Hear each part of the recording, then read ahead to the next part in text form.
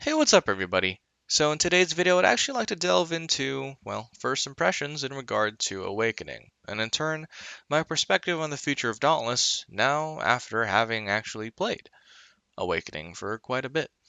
Especially, well, quite a bit in regard to a few hours. But I kind of get the gist after kind of checking in on the community as well as understanding what it's like to actually experience some of the things that the game has to offer now.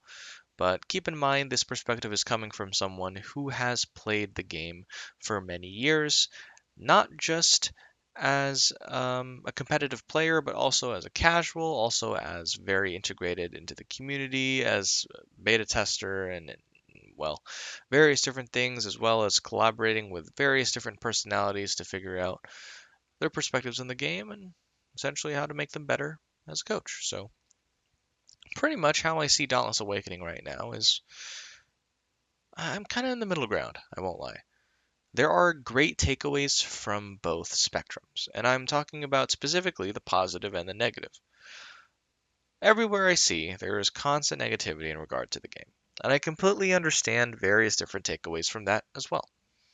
From the lack of proper compensation, unfortunately, for a lot of the OG guys, the lag and the stuttering, as well as the crashes, and well, the very jarring perspective of a complete change from what everyone's used to.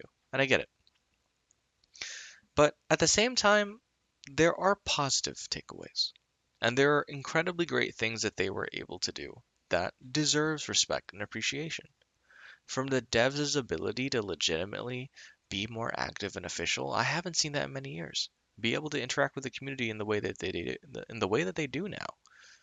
It seems like a completely new approach towards being able to address a lot of things because they're actually implementing a lot in server highlights and action and specifically the Dauntless official Discord, as well as interacting with a lot of the people just talking. I gotta give them respect for that because they're actually taking the time to really get to know their community. And in turn, from what I've understood and from what I've heard after playing in the beta, they've actually taken a lot of what people have said into consideration. I remember there was a massive issue in regard to controller configuration and being able to play a controller, and they were able to fix that relatively quick, at least in time for release.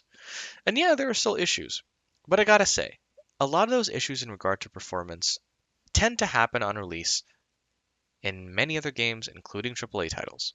I was a beta tester in Amazon Studios' New World, and even they, after being a billion-dollar company, even have server stability issues when it comes to release day.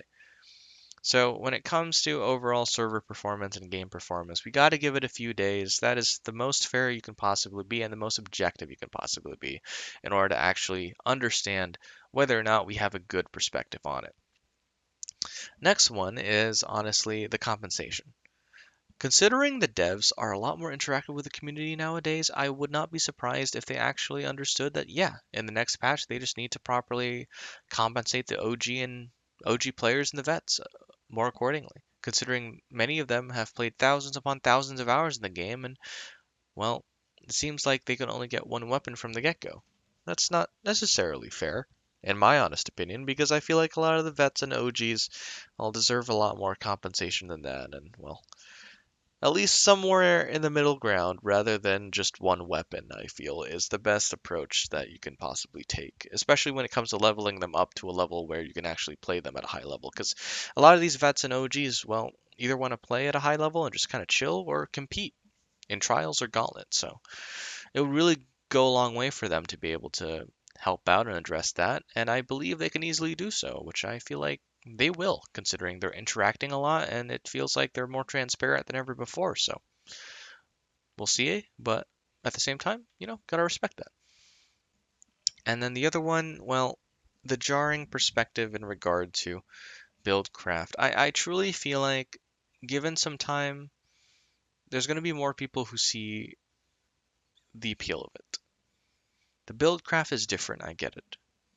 And considering I've spent thousands of hours looking at plus three cells all day, every day, trying to make the greatest amalgamation possible for a trials run, well, you can kind of understand my gripes as well, going into a completely new perspective of build and theorycraft. But I gotta say, as someone who has that level of experience of legitimately thousands of hours of doing so, I kind of respect and appreciate the new way of going about things.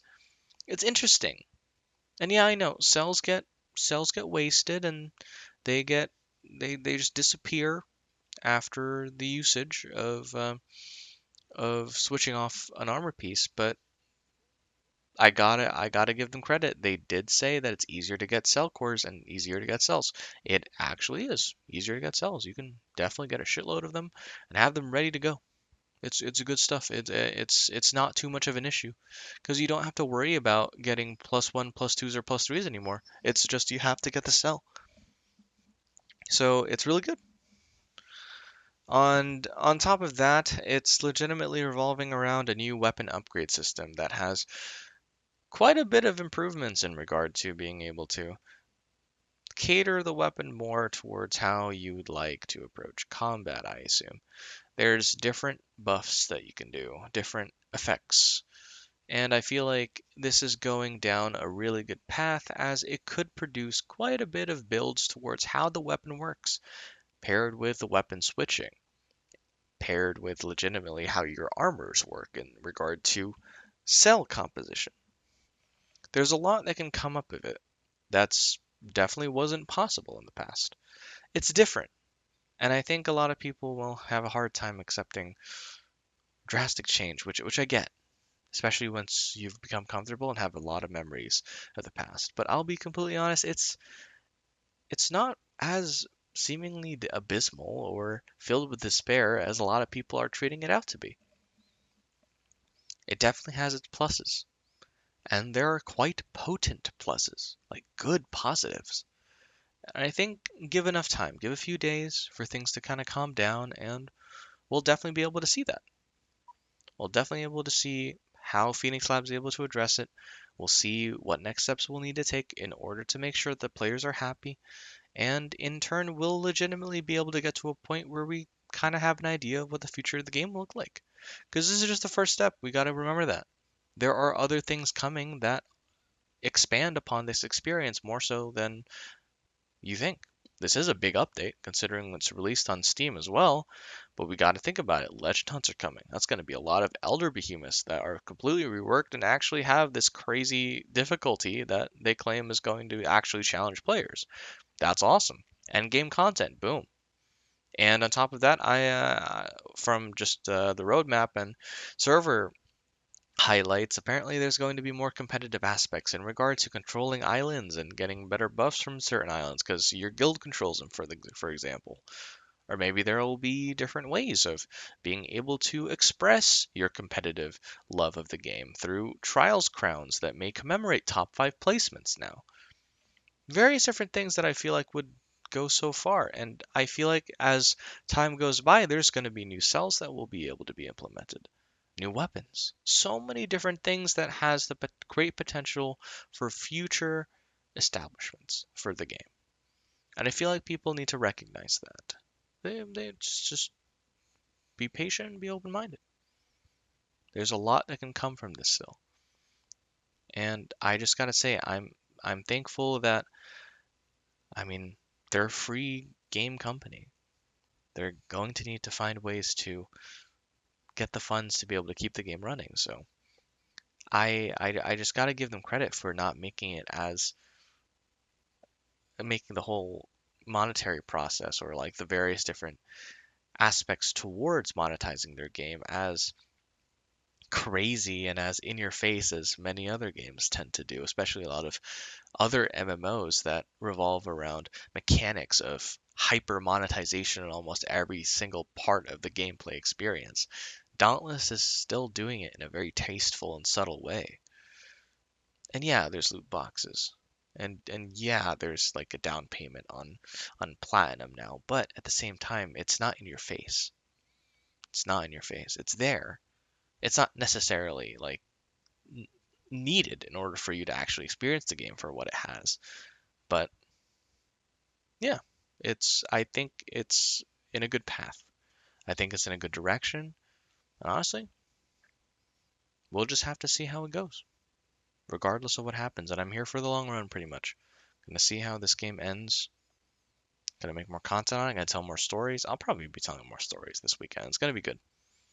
And I feel like a lot of people who are kind of wanting that Dauntless nostalgia, whether it be coming from a place of sadness and, well, kind of despair, or coming from a more optimistic, uplifting perspective. So, yeah, that's pretty much it. That's my 2 cents. I can't wait to see what else they do.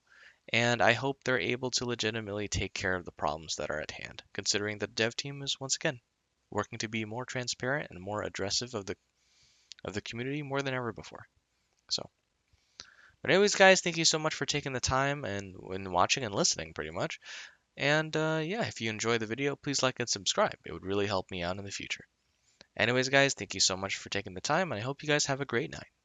Peace out, guys. I'll talk to you later.